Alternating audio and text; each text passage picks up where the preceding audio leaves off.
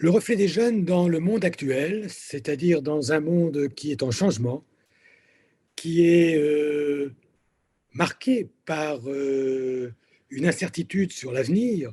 On l'a vécu très fortement durant ces 2 années d'épidémie importante de Covid, mais qui est une incertitude également sur l'avenir de la planète, leur propre avenir, la manière dont ils vont, quand on le dit maintenant un peu trop souvent peut-être, avoir à envisager plusieurs métiers à la fois au cours de leur vie, est un monde très différent du monde que moi j'ai vécu et qui était encore le cas il y a 20 ou 30 ans.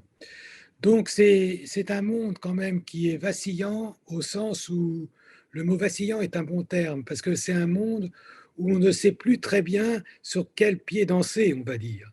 C'est-à-dire on ne sait plus très bien où poser ses pieds. Alors on le voit bien chez les adolescents dans leurs projets, qu'ils ont du mal à définir comme un projet dans la continuité. On le voit bien aussi dans leur difficulté justement à rester dans une certaine représentation de leur vie et d'eux-mêmes d'ailleurs, suffisamment continue, suffisamment stable, même si l'adolescence, c'est encore en construction.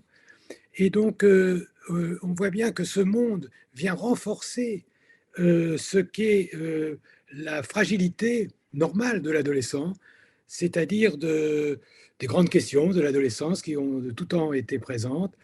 Qui suis-je? Que vais-je devenir? Que vais-je faire? À quel monde et à quel contexte j'appartiens? Et quel est mon avenir? Donc, on voit bien que là, ce monde qui n'est plus suffisamment sécurisant, on va dire, à cette période de la vie, est un monde qui est peut-être plus difficile à adolescents que chez des personnes plus âgées ou chez des plus jeunes qui ne se posent pas encore les questions que tout adolescent normalement se pose.